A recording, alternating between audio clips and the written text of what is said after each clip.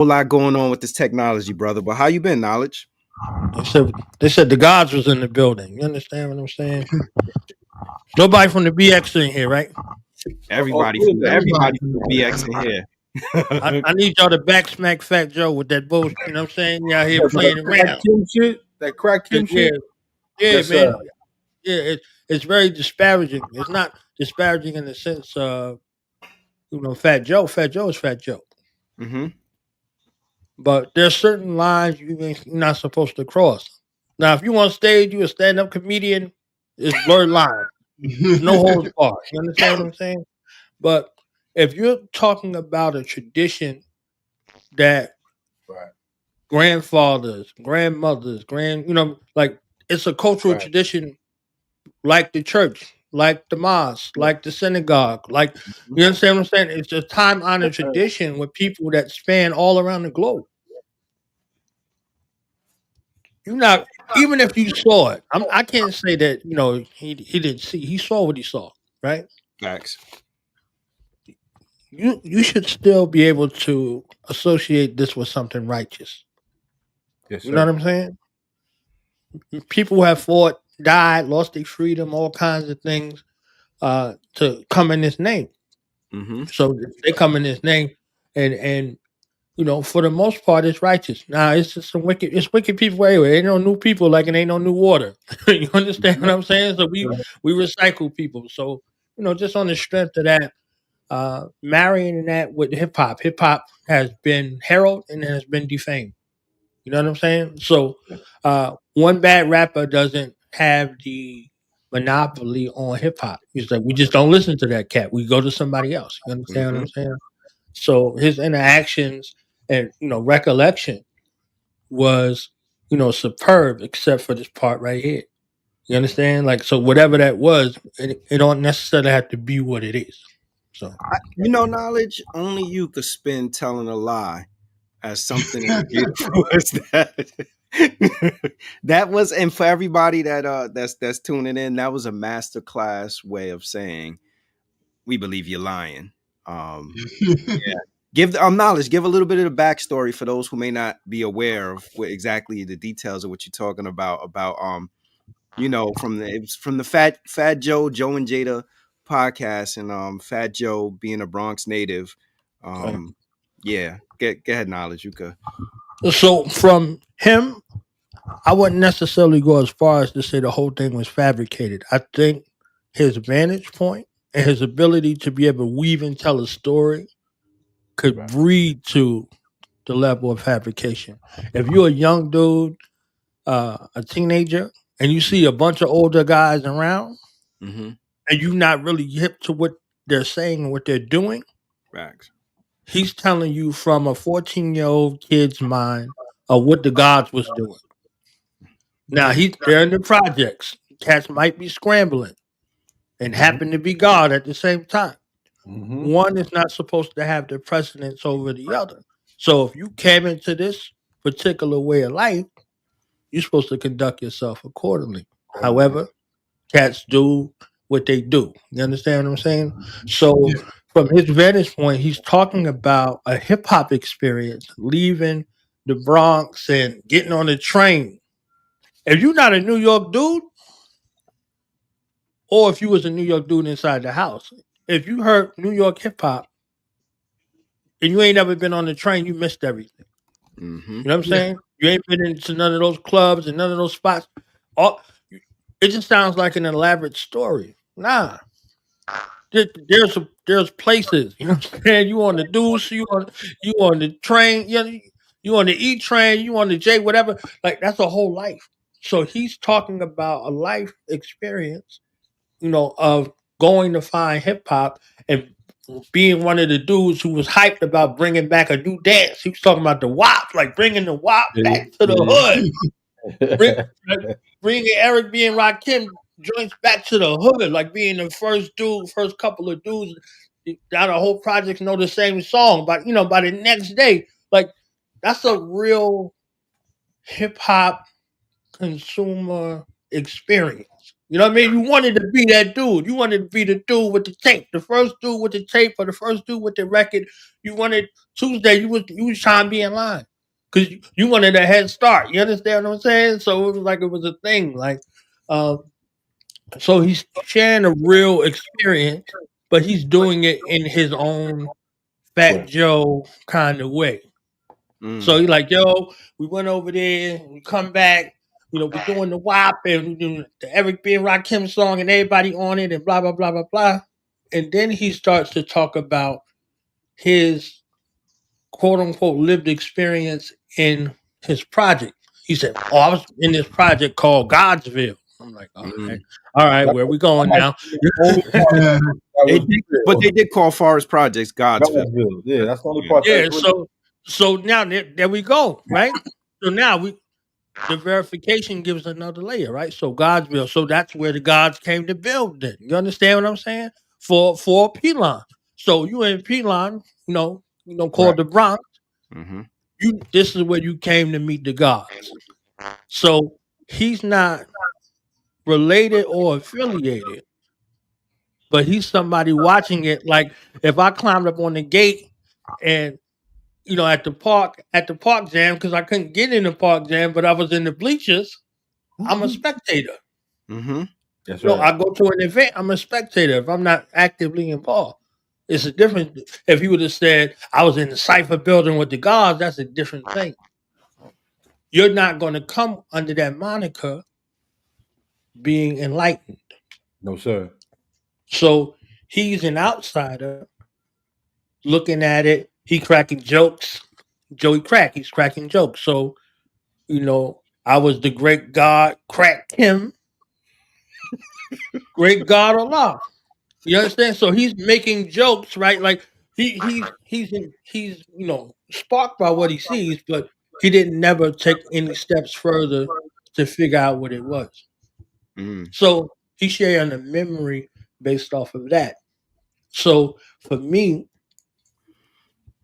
as someone born in this culture, Mm-hmm.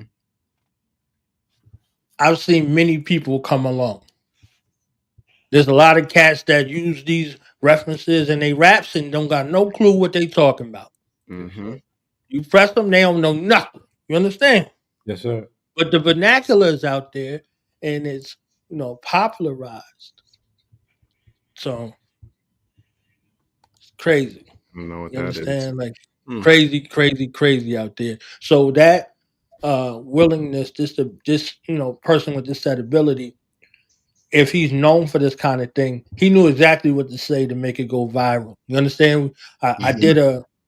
did a little joint with my brother Tad and C Gutter on their podcast about it, and that thing already got 1,000 views from the title, just Right. from the title alone. You understand what I'm saying? So you know that kind of thing carries weight. So they want to see what the gods got to say about what Fat Joe talking about. Is he crack him, great God of law? Like how he do that, and, all of that. So people are running with that, but just from my vantage point to let the people know that we have to do better jobs and be better stewards as ambassadors of cultures and way of life that we live.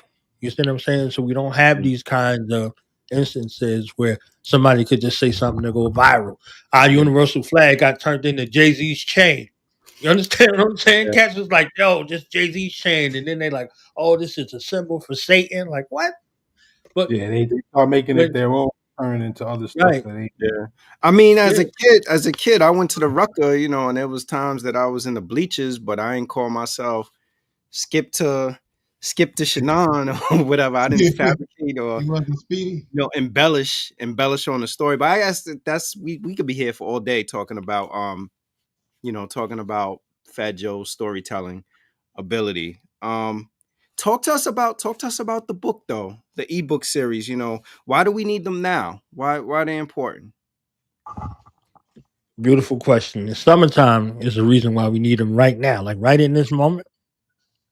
So if you're looking for something for your children, for your grandchildren, something for your family members, for your study group, whatever it is, whatever you have going on, the summertime is where the mind wanders aimlessly. It's been Mm, trained all year. right? So there, no more teachers, no more books. What they used to say, dirty looks, all that. When we Yeah, was, when we was like, school's out, let's shout.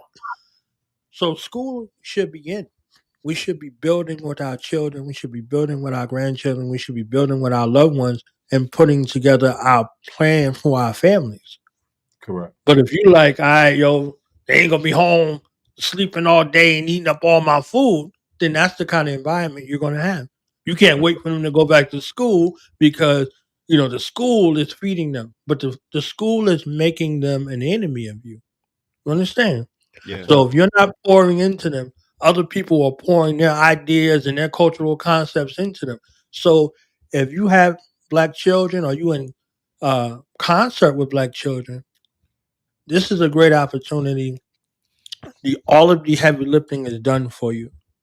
So it's 12 books out of this 14 book kind of series Hmm. that is made with them in mind. It's got music, it got pictures, it got all of the things that you like. It look and feel like a book, but you don't have to carry them around in your backpack. You understand what I'm saying? So it ain't a school book. It's You know what tablet. I'm saying? Yeah, it's tablet worthy. You get it there. You got some fresh music from some artists who ain't degrading you and disrespecting you. Right. Uh, there's some concepts that are there for you to have dialogues with your family. One that I wrote. Y'all see the shirt? I had to floss the shirt real quick. You understand what Right. I'm saying? So from nameless to knowledge, it's my journey. It's my journey. Knowledge. How about It's that? reflections from my and the title came from the movie Hero, the Jet Li joint. Mm. Uh, uh, He had right. lost his family, so he was literally on the hunt to get his revenge for his family. He said, "When I was young, they didn't give me a name, so they just said I'm. I just called myself nameless.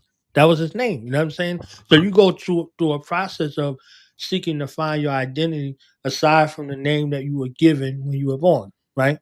So you find little twists and turns, and we grow up. In the Jacks, we got 6,000 names. You understand what I'm saying? And it was like, yo, Ashy. you might he might be Ashy his whole life. You understand what I'm saying? Like, yo, that's Ashy, such and such. You Right, know what I'm right. saying? Like, you don't even know his real name. His real name don't matter. He's Ashy for you. Yeah, You for understand? some He's reason, Ashy for the whole neighborhood, right? street So, monitors last a lot longer too than your right. government name. Right, right. So they be like, yo, such and such. You be like, who that? They be like, Ashy. Oh, why you ain't say Ashy? They mad at you for using somebody's real name. You understand what I'm saying? So literally, you go on that path of self discovery. And when you find out who you are, that's you going from nameless to knowledge. So now you in the know of who you are and what you want to do. You know what I'm saying? Right. Like they say those 2 days is most important. The day you was born and the day you know why. Hmm. So knowing why, right? So that pathway in regards to going from nameless, or meaning you might even think you insignificant in that space, but Right. going from that to awareness of who you are and what you're supposed to do. Now Right. you in the know. You know what I'm Yeah. saying? So Knowing is definitely right. No, look, there it go. So these are 100 reflections that I've learned in my life. They're Mm. not mandates for anybody else. But if you're on a path to self discovery, you're on a path or a journey, this is a space for you to be able to rediscover yourself. so how long have you been compiling and building and putting this information together, Mo? My whole life, evidently, right? You see what I'm saying? Like, so every level of these books, these are like small snippets of the people I study, the people that I learned from, on this path and this journey, and my lived experiences, bumping my head, bumping my knee, scraping my elbow. You understand what I'm saying? Getting on the bike and falling off. You know what I mean? Riding Mhm. around in the stolen over. You know what I mean? Whatever it is along the way in the path, it leads to it. So uh, I don't know if I ever told y'all at 9 years old, I was supposed to write a book. My mother, you know what I'm saying? She yoked me up. She's like, yo, you about to write this book. I'm like, all Mhm. right, I'll start writing the book. Now, this book was supposed to be a collection of essays on different topics, Mhm. in my perspective. I started writing the book. Then cats thought I was soft for writing the book, so I had to go outside. I had to, going outside. I never came back in the house and started writing the book. Fast Wow. forward, I was about 15, 16 years old. A book comes out. A book that was in my mind. It came out. The book had a Klansman on the cover and two black dudes with guns pointing at each other. One had on red and one had on blue. Mm. Puppetry. It's the book I Kill wrote from Niggas to Gods. Yeah, That I'm was about to say, I'm my familiar with that book. book. That was your That was book? my that was my book. I began writing with the same format. So when an idea comes to you, right? No idea is original. When an idea comes to you, either you move on it or it moves on you. Like it moves on to somebody who's going to actually do it. So I mean, the book had to come out. You know what I mean? And if you ever read that book, you would understand, like, Yes, you sir. know, why we don't approach the situation, me anyway, approach the situation, you're supposed to go from this state of unawareness and unknowing to a state of having knowing, and then going apart, to get that wisdom and that understanding. You understand what I'm saying? So it's the process and that compilation, I had been talking about since I started doing the knowledge radio that I was gonna write a book. Then Mm, then there was 5 books and I had 5 books in mind. mm, But in the process of writing those books, you get stuck, right? So I came out with these books. One, I wanted to see something done with my name on it, right? I had to see something done. So, when I did the first, 5 books, I'm like, all right, what's next? All right, it's a 10 book series. So now I need to write the rest of these books and I can continue on writing the books that I had in mind, the print books. Hmm. So I'm learning how to navigate better through each book. mm, The process, the editing process, the graphics, the pictures, all of that. So from volume 6 through volume 9 and these 4 independent books, I did all of the illustration, all of the edit, the everything, the everything in there. The first 5 books, my brother D Banks of D Banks Productions, he did that work. You see what I'm saying? So I'm like, when I took on the responsibility myself, I had to, basically start from scratch. I didn't have any background in putting this thing together. So, there's nothing like seeing these other 6 books. come to You life. did every single aspect of it. Like if you see a period, a comma, a semicolon, whatever the case may be, like you did that. Good, bad, or indifferent. You did that. You know what I mean? So it was a different experience along this journey. That makes me think about though now because I was gonna ask you, so there are people like Rob in particular, I think is like, like a purist, like an enthusiast when it comes to reading. And Mhm. this is in the format of ebook. Like is that about a particular audience, or is that just thinking in terms of how information is consumed now? Disseminated, yeah. I mean, it's important. I'm looking at a stack of books right now, literally right across from me. I love, books was something I believe saved my life, and Hmm. in essence.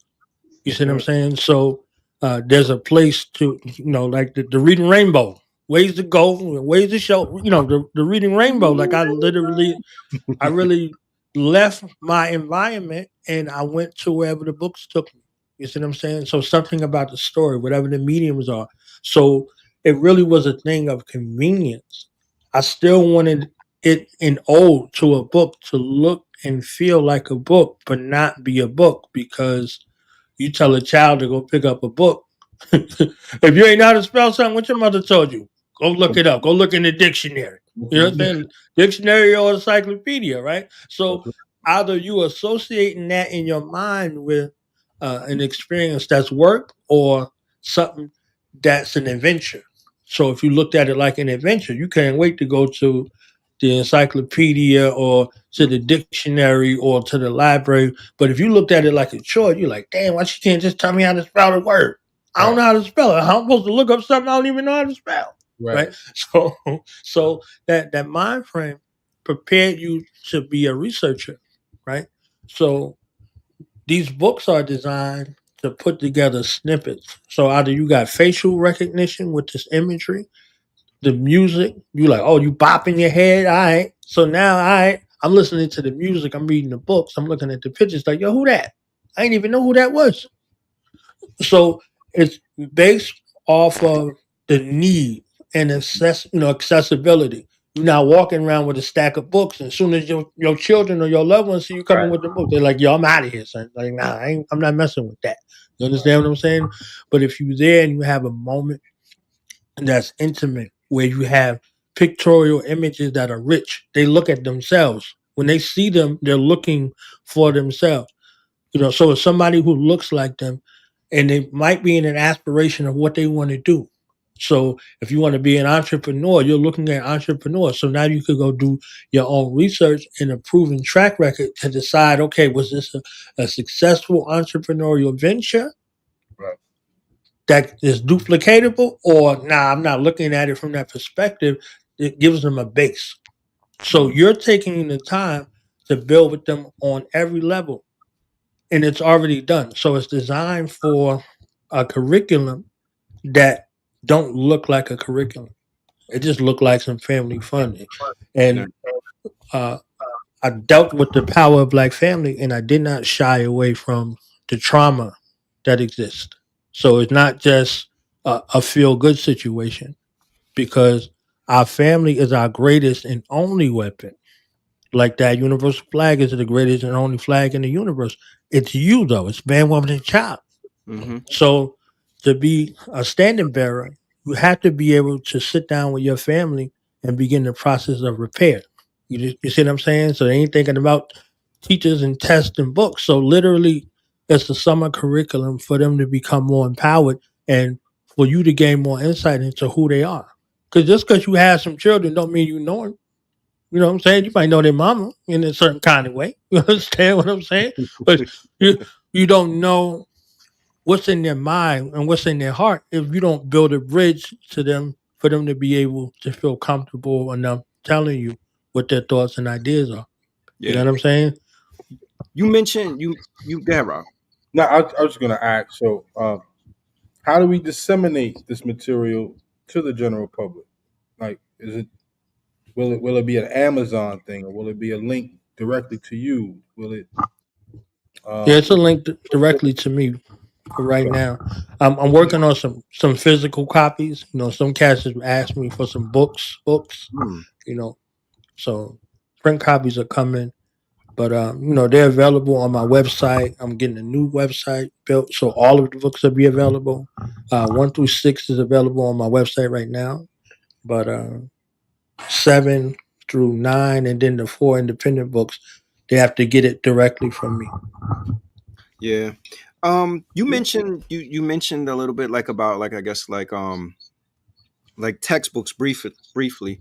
And one of the things that I think about when I think about like textbooks is like, previously textbooks we were there's always been a misrepresentation of who we are as people. And there's been an underrepresentation of who we are, what we've done as people.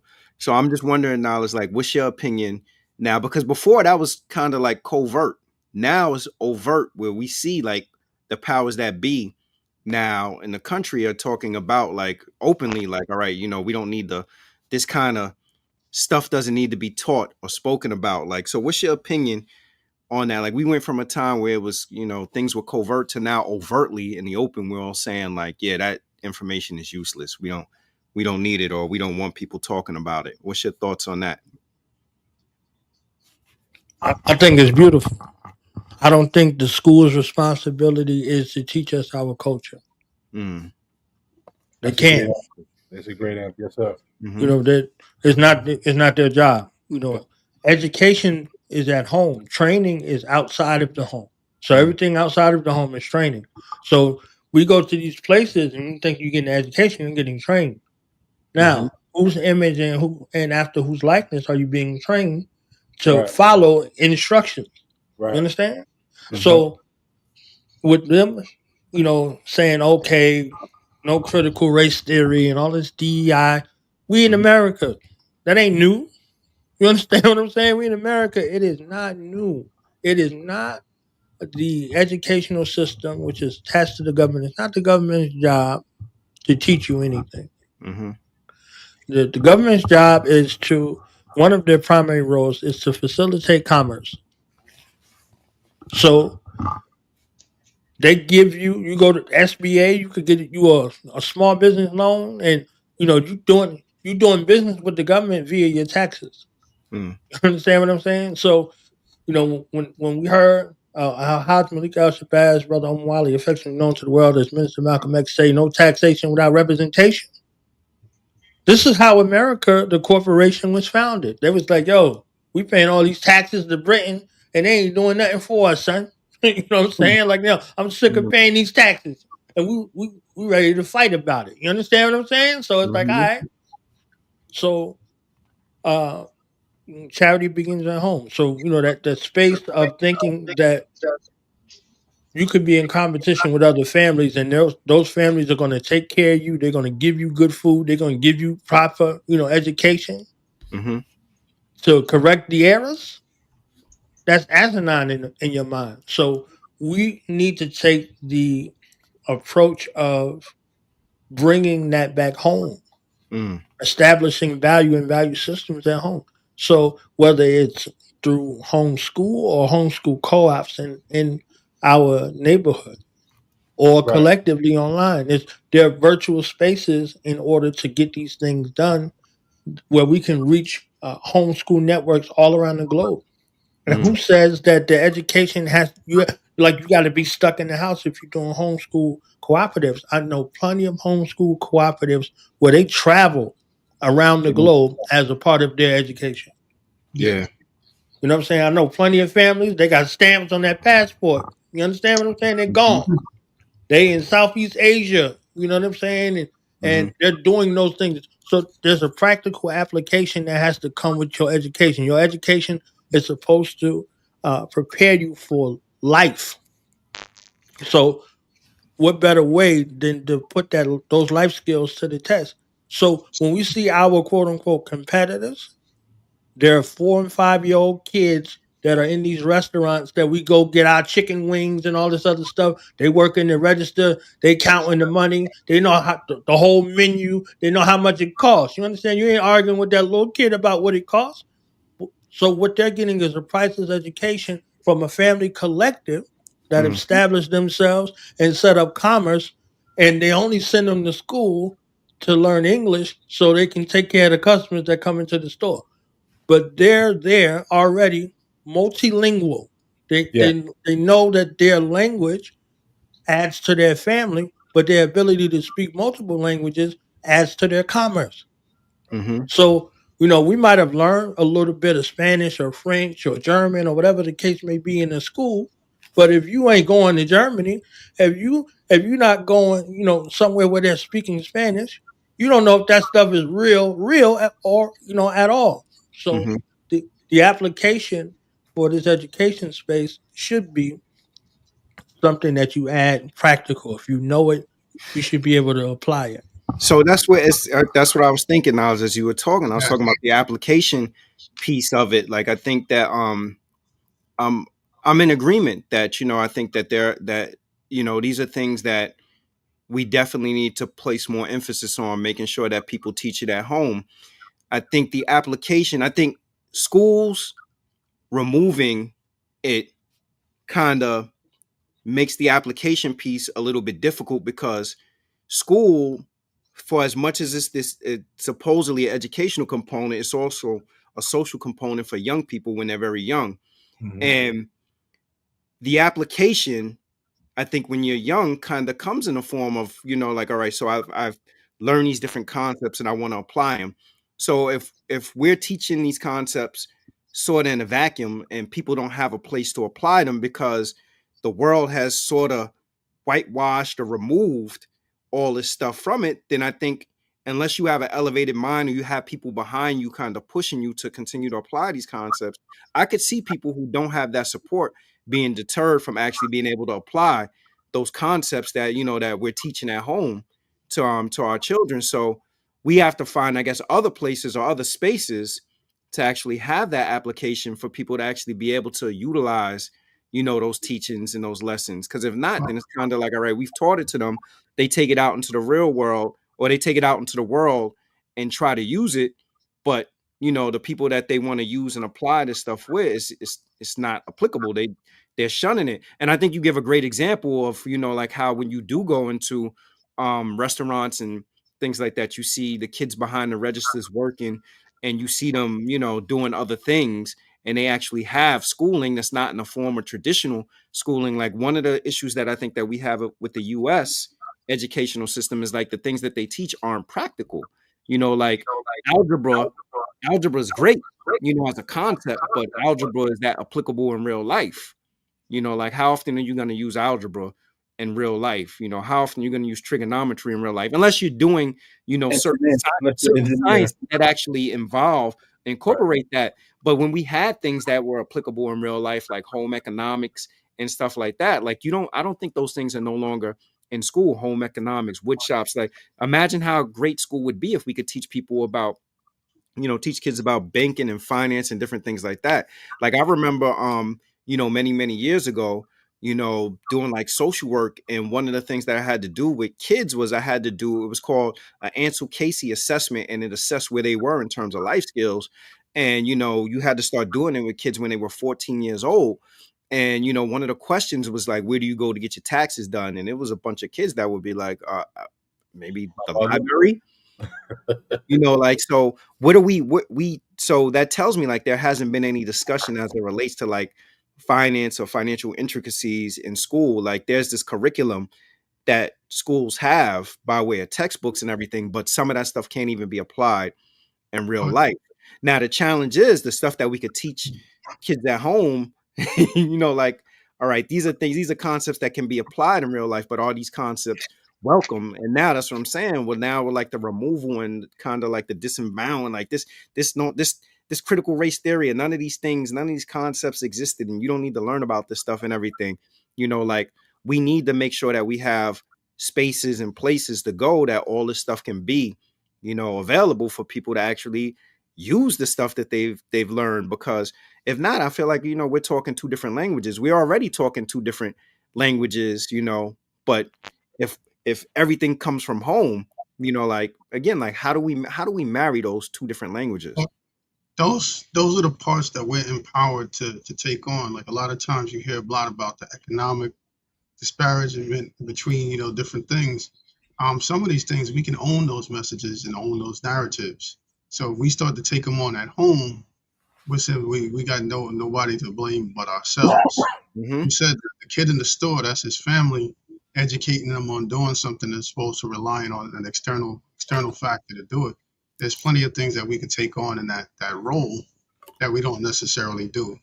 I mean, there's some things that are standard, like when you look at it like from a curriculum sense, the only thing that's really standard is like math and English. Everything else is things that, that elective or things that people suggest, like history and, science is good to have, but they're not the core tenets of what you need for life. Hmm. So you need for life, like you're talking about financial literacy and knowledge of yourself, things that you can actually promote or do more of at home, that maybe we need to take a little more action in that. I tell you this, and now that I'm down here in the South, what I'm experiencing more, there are more men groups. There are a lot of men groups and brothers getting together to disseminate information amongst themselves. It's Hmm. usually Christian based, but the fact that they are those areas where brothers are coming together to do that. Born, has there been an opportunity, or have you spoken with a law school in your platform, and how you maybe want to teach what, or bring this book to light in that environment? I've spoken with some of the guys in regards to that. This is more general public. You know what I mean? Like, what you just gave a great example. The men groups, they might be Christian, right? So everybody there ain't a Christian, but everybody there is a man. You Right. understand what I'm saying? So Sure. they come there, they have a guys that they're building with, and they're building from their culture. So each one teach one according to one's set ability, right? So we have a duty and responsibility as civilized persons. You know what I'm saying? And there's a penalty for not doing your duty as a civilized person, right? Yes, These sir. things are plain. So when you're doing your duty equates to whatever dream, goal, aim, and vision that you have. So now, are we speaking with our young people about their goals, their aims, their objectives, and giving them proper purpose, motivation, and direction in regards to them achieving their goals? Hmm. So if we don't do it, then somebody outside is going to do it. Right. They're going to be listening to them like, all right, yo, move this pack, and you could do that. You Right. understand what I'm saying? Oh, Yeah. join the street tribe, and you could do that. Or join this particular affiliation, that affiliation. Oh, work here, and you could do that.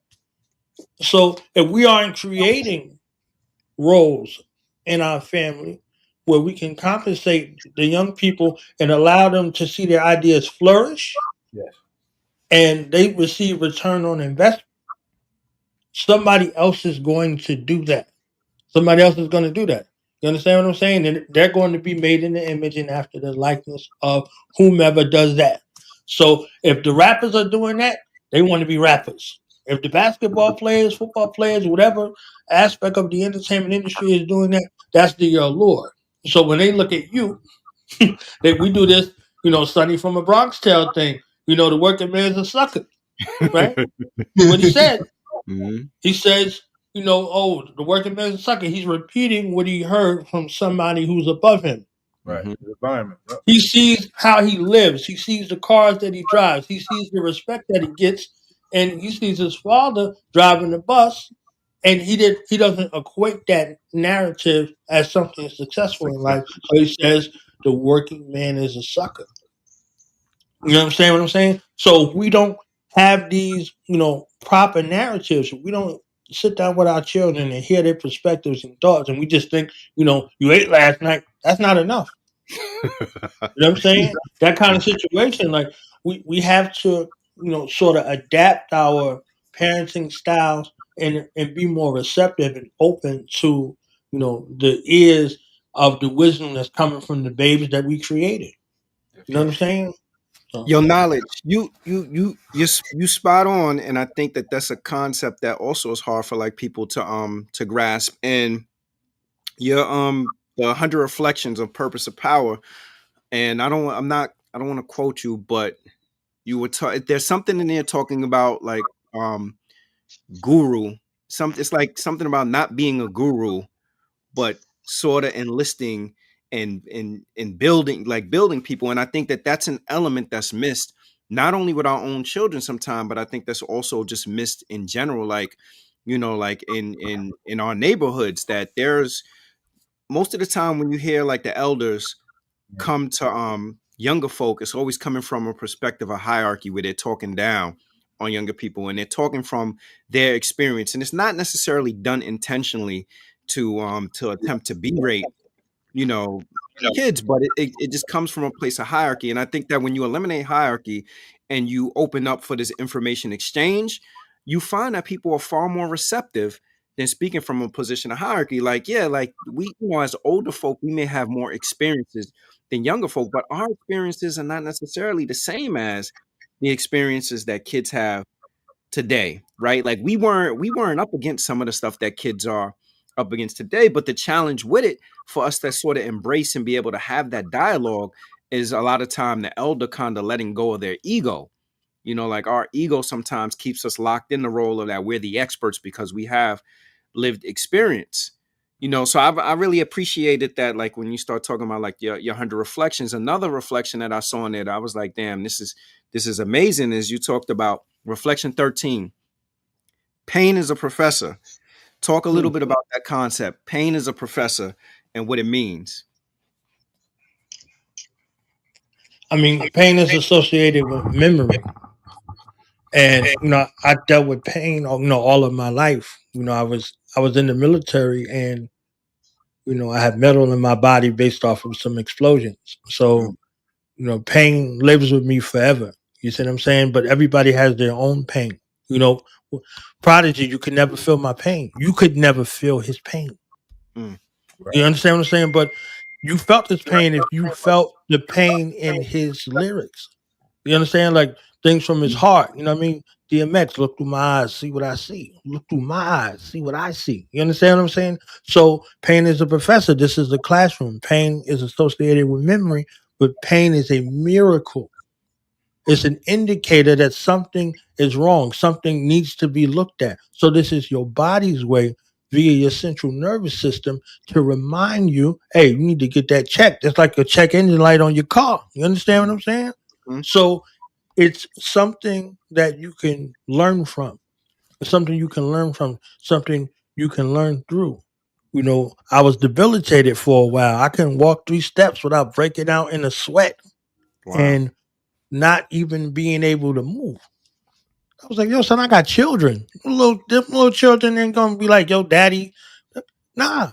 So I had to put some weights in my assault pack and start walking. You understand? I Hmm. don't care how much it hurt because I'm like, nah, I'm gonna be running with my sons, G. Be running with my children. I'm gonna be running, with our children. They were like, oh, yo, old man, he broke down, blah blah. Nah, son, it's not happening. Let's go. Let's go. So I Right. literally rehabbed myself based upon this moniker, right? What am I supposed to learn in this state that I'm in? So some folks might give up the ghost in that way. Nah, I'm in the classroom. Life is a lesson, and I'm a teacher. You see what I'm saying? So let's walk through this. So your mind has to work in that kind of way. So I learned when I wrote. I learned more from my wounds than my wins. Hmm. Mm. So when folks win something, y'all seen the Coach Carter concept. That was a real thing. They was a losing team. They was the laughing stock. They started winning games. They forgot that they was the laughing stock. They didn't learn from it. So he had to take that back. He's like, yo, if you don't realize the coach, we won, blah, blah, blah. Like how you win though. What's Hmm. the Right. mentality of a winner? Because we can go from spectators to players to winners to champions to a championship dynasty. All of those things require specific shifts in thought. And it's going to come with a lot of pain. You understand what I'm saying? If Right. they told you how to win, did they teach you how to lose? Hmm. You understand what I'm saying? So they're twins of one another, and both of them require shifts in thought, shifts of understanding. So it's like, all right, you in the space where you learn? If you won, did you learn? If you lost, did you learn? So if Yeah. you lost and you learn, it's not a loss, it's a lesson. Lesson. Hmm. Good. Now it becomes a blessing. So now you appreciate all of those things. You know what I'm saying? Hmm. Like Master Killer said, I'm thankful for the questions. I'm thankful for the lessons. The questions, trials, and tribulation, and everything that was sent upon me. It's hard for some to see, but it's clear as day for me. Mm. You know what I'm saying? Like he was thankful for those blessings, the testing, the lessons, all of those things. So if you look back in hindsight, those were the forging moments. Those were the defining moments. Like the win, that's goal attainment. Well, what about the journey? What did you learn from the journey? You understand Hmm. what I'm saying? So Hmm. all of these things become things that work in tandem together in regards to what it is. So Yeah. pain is a professor, and I think you was talking about reflection 18, if I'm correct. No guru, No uh, guru. yeah, no guru, just guidance.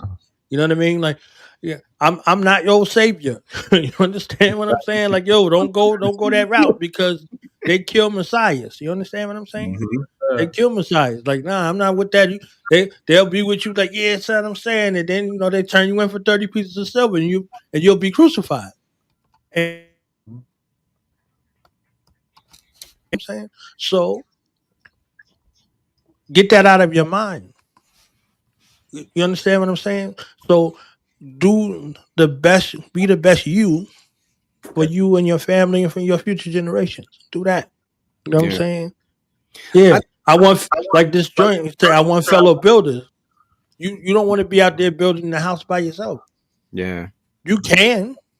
It's going to take you a long time. Right. You understand what I'm saying? But you can. So, I got it Yeah. out the mud. I'm self made and all that. You got parents. G, sit down. Yeah. Somebody got together and made you. Be easy.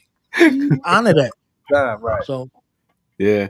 I think that, you know, I think to me it's easier to learn from a loss than it is from a win, because I think what happens a lot of times in a win is people get caught up in celebration. It's celebratory, and people lose sight of what it actually took to get the win. And then often a lot of times, people are they'll win and they'll forget about what actually went into the win. So if you look at a dude like, like a Kobe Bryant, that he's the kind of dude that he would win and other players would go to the club, but he would be analyzing tape or in the gym the next day. Like that was just his makeup, because he had a desire to get better. But I think if you have the right frame of mind and with a loss, rather than you becoming discouraged, you actually step back and reflect and think about what you could do differently or do better and Yeah. improve upon. Like most of the time, in everybody's life, when you took a L, if you were actually open,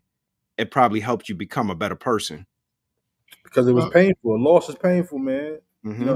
It always draws back to how, why, and then it lets you down, but you never forget it. I think that concept of him, pain is your professor, is a great way to speak to youth, because a lot of youth are dealing with pain, they're dealing with misfortune. Why is this happening? Well, let's use these things to uplift you now, because now we know the why, but now we want to get you to how, and start building at that part. So I love that concept. Pain is a professor for that reason.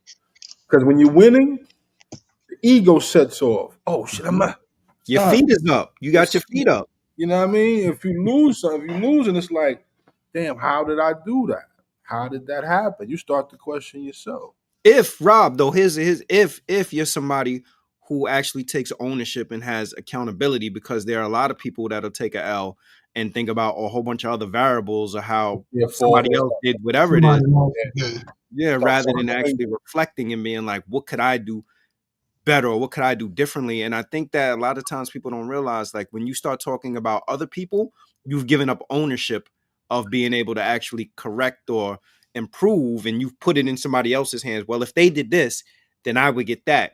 Like, nah, it can't be that. It has to be about what you could do differently. That way you actually have the ownership and the power over whatever it is that you want to achieve.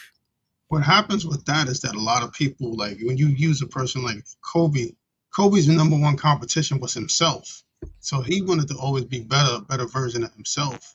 A lot of people, when they go to choose that bar with successes, the bar may be low, the bar may be high. With each person sees the successes differently. So Mhm. if you go out and you set your status low and you beat or achieve that, that seems like something that's successful to you at the time. But if you don't look at that and keep wanting to strive for more, there's people that just want to exist. It's like the difference between being alive and living. So Yeah. you got to. That's something like as an individual, people have to figure out. Yo, knowledge. These books is on fire, man. Like, yo, I was going through these. I'm I thinking of all my was like, the yo, nuggets. the other thing, the other part, reclaiming our narrative. So when I looked at that, I said to myself, so to reclaim implies that you once owned something, or you once control the narrative. You believe we ever own a narrative, or we ever were responsible for our narrative? And if so, how do we go about currently reclaiming our narrative? who is the original man? I That's know the that. first lesson. I know That's that. the first lesson I know in the that. student enrollment. Like you don't even get anything. That's your first lesson, right? Uh, whether you in the nation or you in the nation, right? After you get supreme mathematics and the supreme alphabets, those are the first things you learn of any language. You learn how to count and you learn the alphabet. So after Yeah. you learn how to count in the alphabet, now you're preparing your imagination for what it is. So the first thing you have to know is who you are. Who Mm. is the original man? That's a question, right? The Yes, sir. original answer, the answer is the original man is the Asiatic black man, not every kind of black man. The Asiatic black man. So that means there's a process of becoming Asiatic.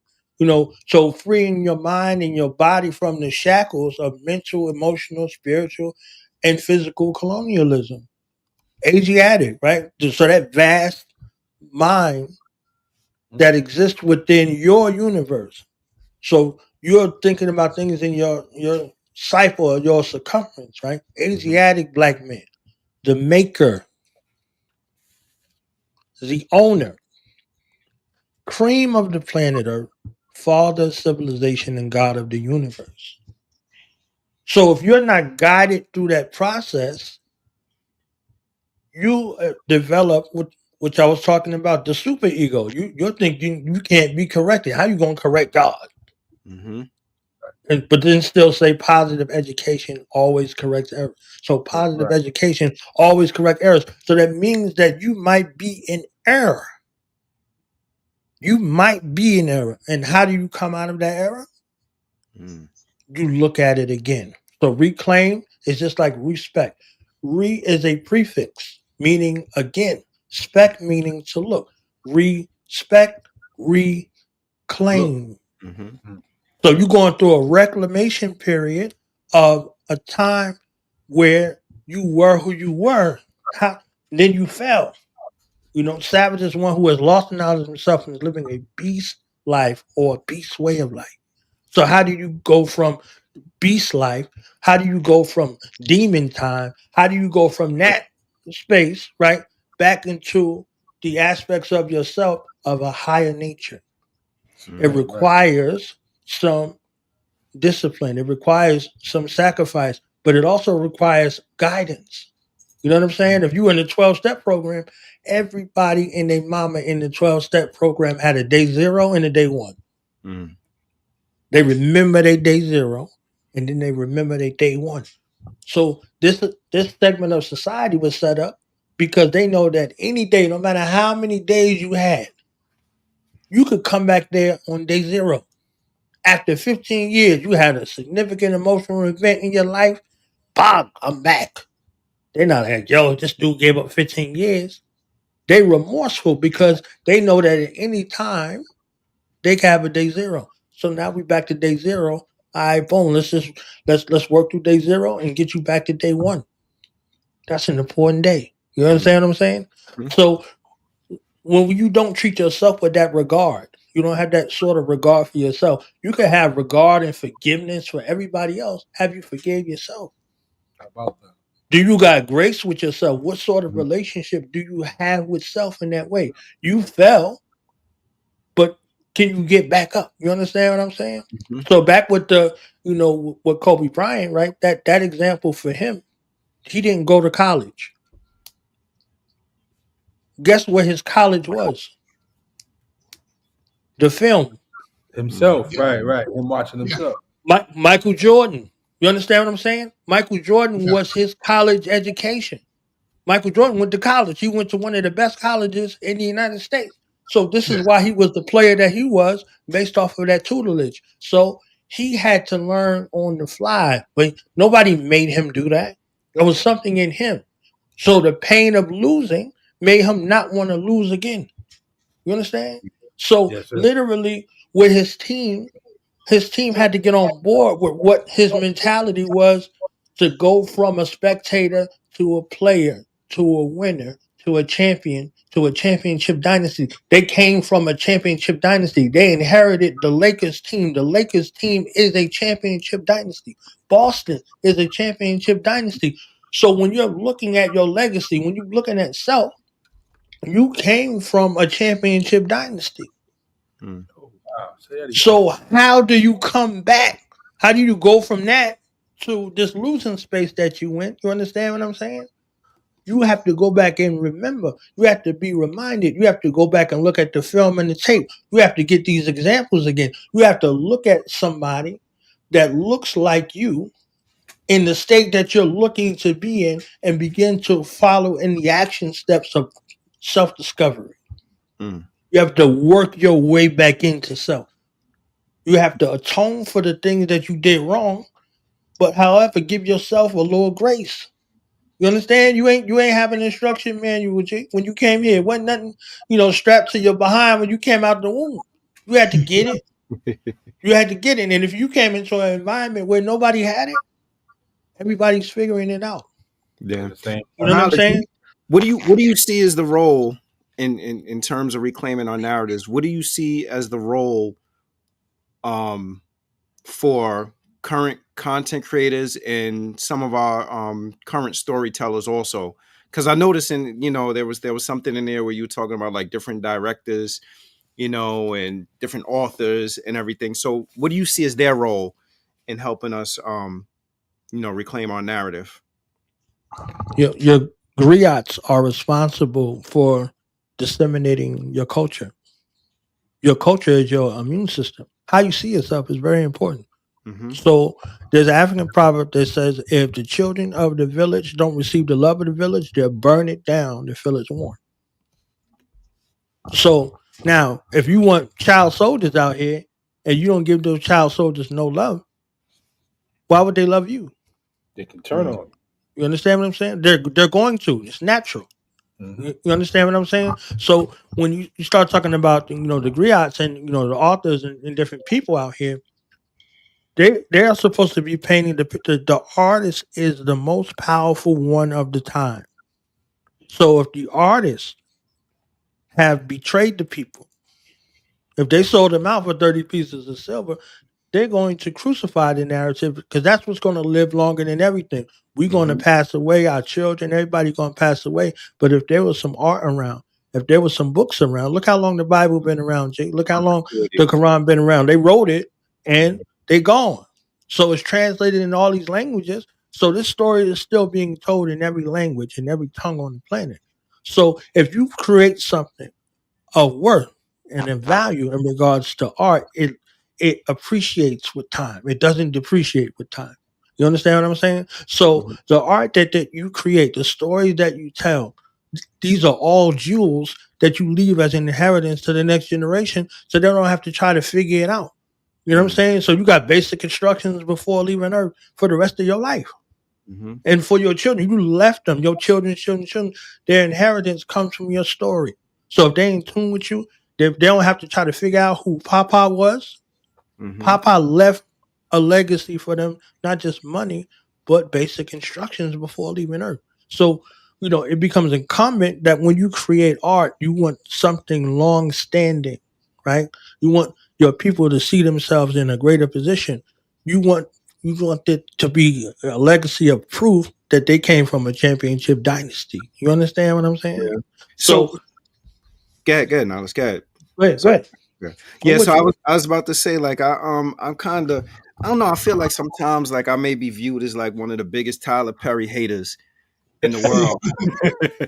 And not that I feel like like I respect his business acumen, who he is as a person, and the fact that he's given opportunities to people that look like me. But from a storytelling perspective, I feel like his storytelling is sophomoric, and I feel like it's just not the best representation of who we are as people. And when I was looking through that particular chapter, I didn't see his name in there. um, and Spike Lee was in there, Ta-Nehisi Coates, Issa Rae, I saw, but I didn't see his name in there. Um, what are your thoughts on his representation and his storytelling as it relates to our narrative? Hold on, knowledge before you say it, in only a way that knowledge could say it. Hold on, God. The people that are in the books, one thing that I learned is you're not the hero in your own story. Mm, When you put something out for public consumption, it's for the public, it's not for you. mm-hmm, The same way you don't mess with Tyler, I don't mess with Spike Lee, mm-hmm, I don't mess with Issa Rae. You understand what I'm saying? mm-hmm, But people do. People do. So I wrote the books for people to go do that. You can go look at that. You don't have to put a dress on as a man to tell me anything. There's nothing you can tell me with a dress on. Nothing. Absolutely nothing. Absolutely nothing. But if Stephen Fetchit didn't do what Stephen Fetchit did, Great point. he wouldn't be able to fund those things that he was funding. He was funding black militant organizations, black social change organizations, and nobody was the wiser. They just saw him with the face paint on. Mitchell. There's the amount of families that man fed through the pandemic when nobody was working. He was Mm-hmm. paying all of their bills. He was Mm-hmm. sending them all kinds of money. You understand what I'm saying? Cicely Tyson, God bless her, before she passed, he gave her a couple $1,000,000 just because he didn't want her to have to want for nothing. You understand? That lady that they did that movie off of with the black women in the military, right before she Oh, passed away, yeah. she was in tears thanking him for sharing their story. You Mm-hmm. know what I'm saying? I don't, me and that dude, the people though, yeah, I gotta love that. I have to love that. I don't have to love him and the dress. I have to love the ability. Now, on the storytelling side, forget about it. That's definitely not nothing I needed to see. Not nothing I needed to experience on no level. Mm-hmm. Mentally, spiritually, physically, emotionally, no. No thank you. Mm-hmm. No. We need to be in positions where we are healing as a people. We got enough people out there. We got everybody in the world doing the negative black imagery Mm-hmm. 24/7. We don't need fratricidal energy anymore. Mm-hmm. We don't need it for a check. I don't care how much tool we're going to give you, all that. We don't need that. The creative expression that comes from the mind of those who write and those who experience the pen is truly mightier than the sword, because the sword hurts for a moment, the pen hurts for a lifetime. We cannot have any of these stories talking about we want to build something in the future with the stories that we're writing right now. We're going to write calamity into the future, and calamity is going to be our legacy. Mm-hmm. If I could segue for a half a second, this YN movement is the most despicable and most egregious thing I've ever heard in life. You understand? We Mhm. grew up listening to NWA and all this other stuff. There is no way in heaven or hell that my children, my grandchildren, my great grandchildren is little N words Yeah. before they're born. So the young children that we was young G's, we was young guys coming up. You understand? Somebody seen that in there. So we paved the way to want to strive for something better, Mm-hmm. and then we give back to the next generation. So these this YN movement and this UNC and OT and all this other stuff, like, how do you want to be remembered forever? Is this going to be your legacy? Because it seems like it's supposed to be funny now, but it's not going to be funny when these young men and women rebel against you. They're doing it, and we're fueling it via this entertainment thing because somebody thinks that this is funny. Somebody thinks that this is a joke. Mm-hmm. My grandchildren and great grandchildren ain't jokes, G. You understand what I'm saying? Like, I'm not having it. And So, somebody's capitalizing off of it as well. Yeah. yes, on purpose, the same people who capitalized off of it since Birth of a Nation Mm-hmm. with D.W. Griffin. You Yeah. understand what I'm saying? There was no black people in that film. Mm-hmm. But they put some face paint on this white dude, and when the Klan showed up, they cheered. So when the Klan shows up today, they're still cheering. You Mm-hmm. understand? Yeah. So when the legislators, when the judicial branch, when the executive powers, they unleash their havoc, and they got RoboCops holding court in the street, and this turned into the purge that we are living in. It go from off of the screen to in your neighborhood. You're gonna be like, oh, I thought it was the YNs. There's no young Nazis running around, but there are young Nazis running around. They're not calling those white children young Nazis, but they're Mm-hmm. young Nazis. Mm-hmm. You understand? There's a Yeah. difference. So why would they allow this and not allow that? You can't be calling them young kikes. They'll shut you down. There's Yeah. not young spics running around. You understand what I'm saying? But Mhm. there are supposed to be young N words running around, and it's supposed to be a joke. It's supposed to be funny. It's not funny. And Yeah. Living Color was funny until it was in your living room. You understand?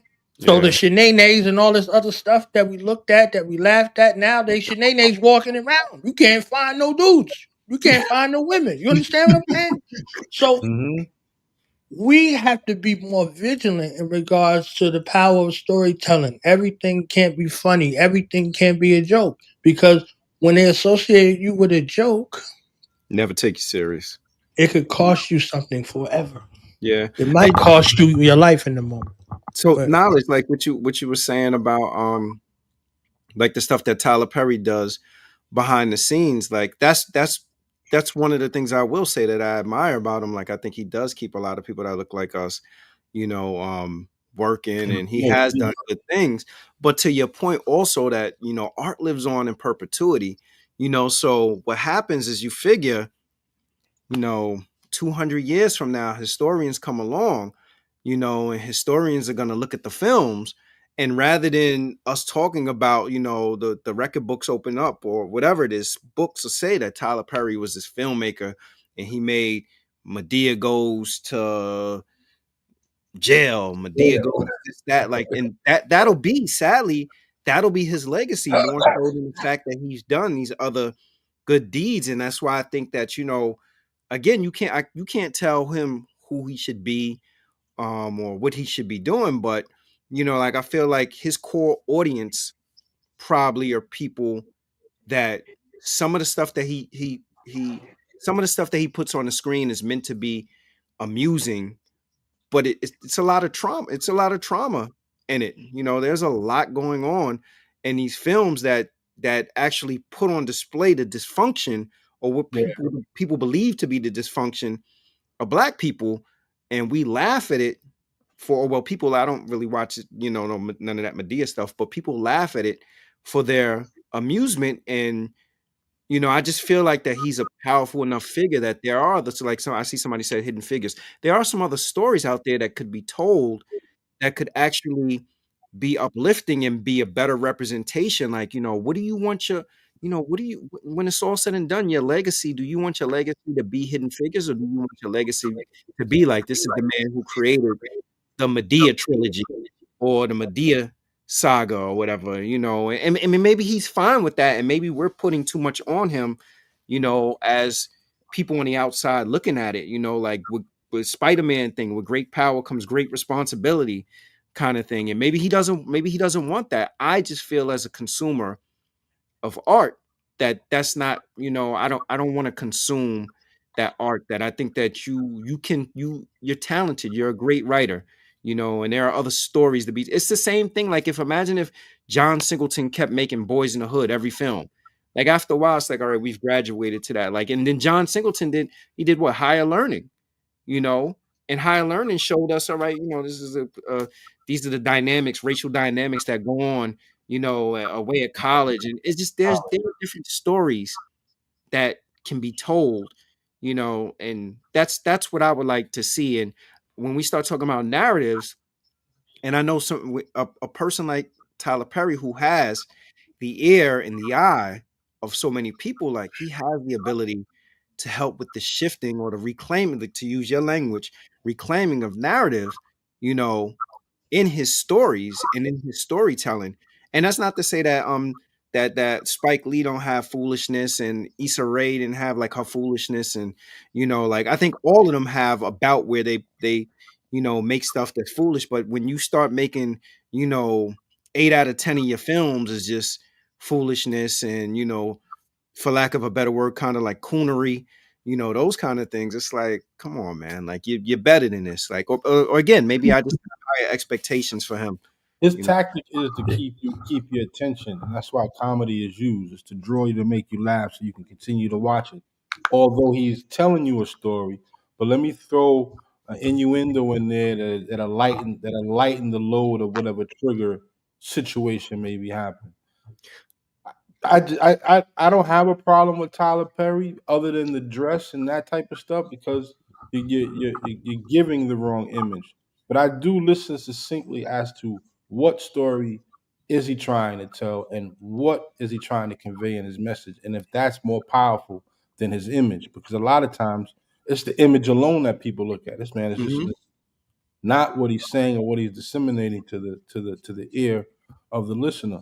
So you kind of you have to just listen. You have to listen very succinctly and just take the fruit from out of whatever's in there, and use it for yourself. You know what I mean? So for us to get to the medicine, we have to. Every woman has to be a crack whore, and has Oh, to no, have No. no, abandoned, and has to have abandoned. Why is the representation of our queens that they got to all be cheating, they all got to be on drugs. abused, they all got to be on drugs, they all got to be crack whores, and Big Mama got to get them back together and come in with the shotgun and chase the no good. They left all of them, abandon their kids, do drugs and move in with the drug dealer dude and the pimp, and so there's a message. There definitely is a message in it.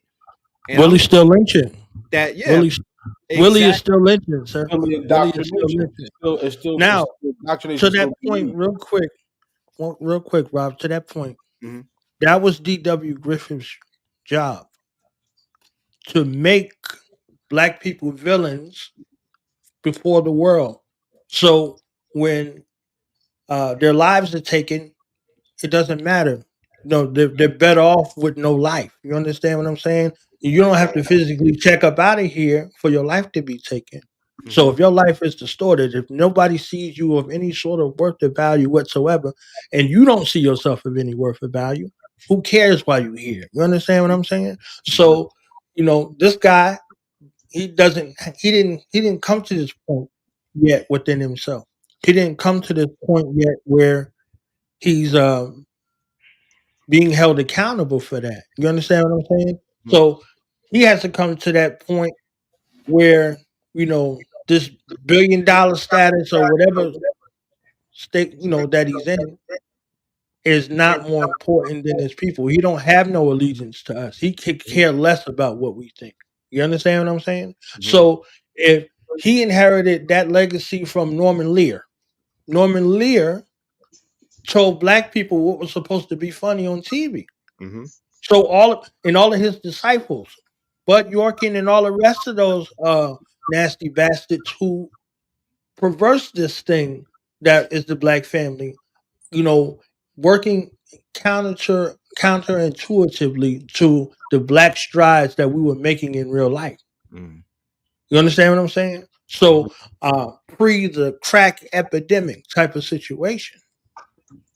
So, in order to disrupt the mobilization movements, the Black revolutionary movements, the Black social aware movements, they put out the sport and play movements and all of these other shows that showed us in this state.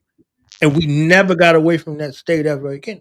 Hmm. So the content creators who grew up watching these shows, the Cosby Show and Family Matters, and All in the Family, and all these other shows that came because all of these black shows, quote unquote, came from white shows. You Facts. understand? Hmm. So that ability to be able to show us in this likeness, how bad did you want to see yourself on TV? You understand what I'm saying? So how bad did you want to see yourself in a movie? How bad did you want to hear yourself on the record? All right. So now all of these things work in tandem in regards to the entertainment industry. The entertainment industry is, a desire for the likeness. They want return on investment on whatever money that they can get 1,000 Hmm. times. You understand what I'm saying? And they can give you a tenth. You know what I mean? So they'll give you a 10. Like we go through the history of the talented 10 and who they thought they was and what they thought their role and responsibility was. They thought that they was elite and they were detached from us. You understand what I'm saying? So they allowed that hand to go up they backside and be puppets, hand puppets and then puppets on the string. You see what I'm saying? So these things work in that sort of kind of way. So in the reclamation space, our narrative is our narrative. These can't be the narratives that are being pushed out. So we're Hmm. fighting against those narratives on one side, and then on the other side, we're teaching and training a young mind that who they are is enough. Hmm. We are invigorating the spark of self actualization in a righteous manner. So their story is enough. Their story is more than enough. Their story is powerful. You see what I'm saying? So we have to, champion those who are doing those things. Sharing your story righteously. Like I'll say this last point real quick. Hmm. This phone right here, if you around some people, just pull it out. You around some black people, you just pull it out. Say, yo, we live. Watch and see everybody change and start performing. You Yeah, understand what I'm saying?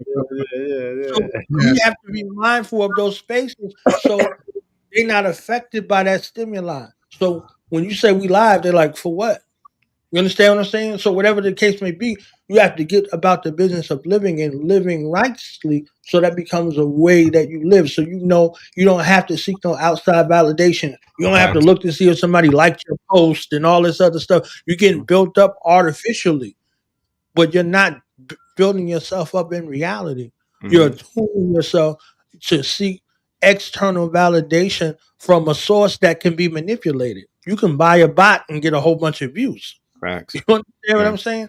So we have to see ourselves of value more than the need and the longing for external validation. So again, like I said, summer is out. It's summertime, so we should be building with our families. We should be building with our loved ones and establishing or reestablishing or enhancing a value system that exists within our family. Because that's where systems come from. They come from families. You know what I mean? So it's important. Well said. Knowledge born. Appreciate you, man. Always a great time when we link up and have a conversation. Give everybody your information if they're interested in purchasing the books. All right. So they can go to duknowledgeradio.com. Like I said, books 1 through 6 are on there. I'm doing a special for the month of July all the way to August 1st. You can get all 12 books for $100. You know what I'm saying? Nice. So I'll probably do some other special in August anyway, but again, all 12, these are all 12 books. They're actionable books that you can utilize for your own development, for your family development, for your study group development, for your men's group, for your women's group, for your children's group, before school, after school, no school, all of it, all there, all available. So if you hit me on Cash App or PayPal, uh, you know, I can get it to you. You just give me your email address and I'll send it to you. You know what I'm saying? Rob know. You understand what I'm saying? I ain't out here scamming. It ain't no fake books. They real.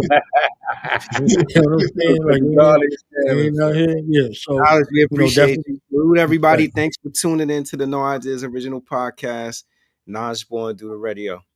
Do the what is it? Do the knowledge radio, right? Yes, sir. Do knowledge 10 radio. years, 4,000 episodes, and counting. There you go, Nice. baby.